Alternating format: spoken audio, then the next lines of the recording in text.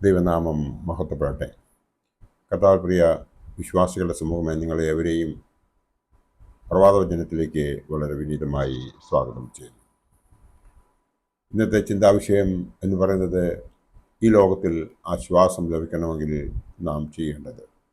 ഈ ലോകത്തിൽ ആശ്വാസം ലഭിക്കണമെങ്കിൽ നാം എന്താണ് ചെയ്യേണ്ടത്?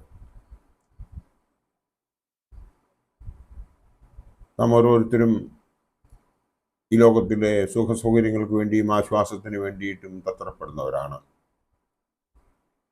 ആ യഥാർത്ഥ ആശ്വാസം നമുക്ക് എവിടെ നിന്നാണ് ലഭിക്കുന്നതെന്നത് നാം ചിന്തിക്കാതെ നാം നമ്മുടെ സ്വയം കഴിവുകളെ പരിശോധിച്ചു കൊണ്ടിരിക്കുന്നതായ ഈ അവസരത്തിൽ നാം ഓരോരുത്തരും ചെയ്യേണ്ടതായ കാര്യം എന്ന് പറയുന്നത്, ആശ്വാസം നമുക്ക് തരുന്നത് ആ സ്വർഗസ്ഥനായ പിതാവാണ് എന്ന് നമുക്ക് മനസ്സിലാക്കേണ്ടതുണ്ട്. അത് മനസ്സിലാക്കണമെന്നുണ്ടെങ്കിൽ കർത്താവായ യേശു ക്രിസ്തുവിൻ്റെ പരസ്യ ശുശ്രൂഷ സമയത്ത് അവൻ ചെയ്തതായ ഓരോ കാര്യങ്ങളും നമ്മൾ മനസ്സിലാക്കേണ്ടതുണ്ട്. മത്തായി ശ്ലീഹായുടെ രക്ഷാസുവിശേഷം 11-ാം അധ്യായം 29-ാം വാക്യത്തിലേക്ക് നാം നോക്കുമ്പോൾ അവിടെ പറയുന്നതായ ഒരു വേദഭാഗമുണ്ട്. ഞാൻ സൗമ്യതയും താഴ്മയും ഉള്ളവനാകിയാൽ എൻ്റെ നുകം ഏറ്റുകൊണ്ട് എന്നോട് പഠിപ്പീൻ, എന്നാൽ നിങ്ങളുടെ ആത്മാക്കൾക്ക് ആശ്വാസം കണ്ടെത്തും. നമ്മളിൽ എത്ര പേരുണ്ട് സൗമ്യതയോടുകൂടി താഴ്മയോടുകൂടി ജീവിക്കുവാൻ ആഗ്രഹിക്കുന്നവർ? ഈ വേദഭാഗത്ത് പറയുന്നത്, ഞാൻ സൗമ്യതയും താഴ്മയും ഉള്ളവനാകിയാൽ എൻ്റെ നുകം ഏറ്റുകൊണ്ട് എന്നോട് പഠിപ്പീൻ, എന്നാൽ നിങ്ങളുടെ ആത്മാക്കൾക്ക് ആശ്വാസം കണ്ടെത്തും. നമ്മൾ ഓരോരുത്തരും നല്ല വിദ്യാഭ്യാസമുള്ളവരാണ്. നല്ല വിദ്യാഭ്യാസം കിട്ടിയതിന് ശേഷം നാം ഓരോരുത്തരും നമ്മുടെ ഓരോ ജീവിതാനുഭവങ്ങളിലേക്ക് കടന്നു വരുന്നതായ അവസരത്തിൽ നാം പലരെയും മഹാന്മാരായിട്ടുള്ള അല്ലെങ്കിൽ മഹതികളായിട്ടുള്ളവരെ നമ്മൾ കാണുമ്പോൾ, അവർ ഇതിനു മുമ്പ് സക്സസ് ആയിട്ടുള്ള ആരെയെങ്കിലും മെൻറ്റോർ ആയിട്ട്, ഒരു ഗുരുവായിട്ട് സ്വീകരിച്ച് അവരുടെ പാതയിലൂടെ സഞ്ചരിച്ചതായി നാം കാണുന്നുണ്ട്. അവരാണ് സക്സസ് വിജയം കൈവരിച്ചിട്ടുള്ളത്. അങ്ങനെ വിജയം നമുക്കും കൈവരിക്കണമെന്നുണ്ടെങ്കിൽ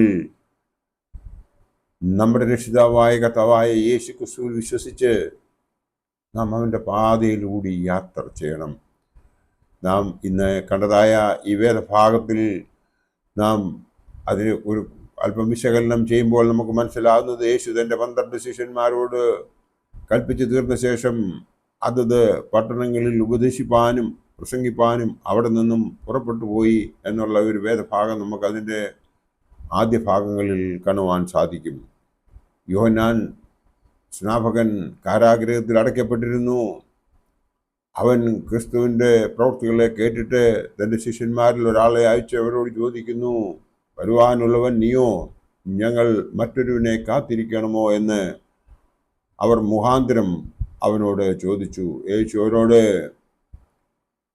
കുരുടൻ കാണുന്നു, മുടന്തർ നടക്കുന്നു, കുഷ്ഠരോഗികൾ ശുദ്ധരായി തീരുന്നു, ചെകിടർ കേൾക്കുന്നു, മരിച്ചവർ ഉയർക്കുന്നു, ദരിദ്രരോട് സുവിശേഷം അറിയിക്കുന്നു എന്നിങ്ങനെ നിങ്ങൾ കേൾക്കുകയും കാണുകയും ചെയ്യുന്നത് യോഹന്നാനോട് ചെന്ന് പറവീൻ എന്ന് പറഞ്ഞു.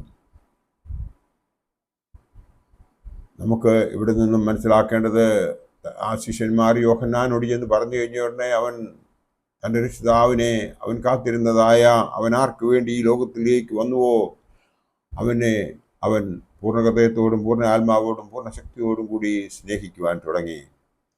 നമുക്കും ആശ്വാസം ലഭിക്കണമെന്നുണ്ടെങ്കിൽ ആ കർത്താവായ യേശു ക്രിസ്തുവിൽ നാം ശരണം പ്രാപിക്കണം.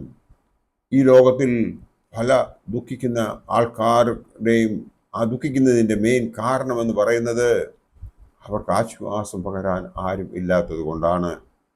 ദാരിദ്ര്യം അനുഭവിക്കുന്നവർക്ക്, യഥാർത്ഥ പട്ടിണിയിൽ കഴിയുന്നവർക്ക് നിങ്ങൾ കുറച്ചു ഭക്ഷണ സാധനങ്ങൾ വാങ്ങി കൊടുത്തു നോക്കിക്കേ, അവരുടെ ആശ്വാസം അവരുടെ കണ്ണുകളിൽ നിന്ന് നിങ്ങൾക്ക് മനസ്സിലാകും.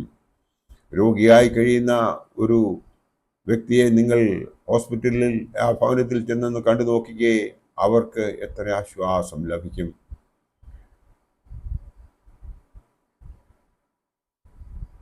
സാമ്പത്തികമായി ബുദ്ധിമുട്ട് അനുഭവിക്കുന്നവരെ കുറച്ച് രൂപ കൊടുത്ത് അവരെ ഒന്ന് താൽക്കാലികമായിട്ടെങ്കിലും ഒന്ന് സഹായിച്ചു നോക്കി അവർക്ക് അവരുടെ ആശ്വാസം അവർക്ക് മനസ്സിലാകും. ദുഃഖിച്ചിരിക്കുന്നവരോട് നിങ്ങൾ ചെന്ന് അല്പം ആശ്വാസവാക്കുകൾ സംസാരിച്ച് നോക്കിക്കേ, അവർക്ക് അതുകൊണ്ട് പ്രയോജനം ഉണ്ടാകും, അവർക്ക് വളരെ ആനന്ദമുണ്ടാകും.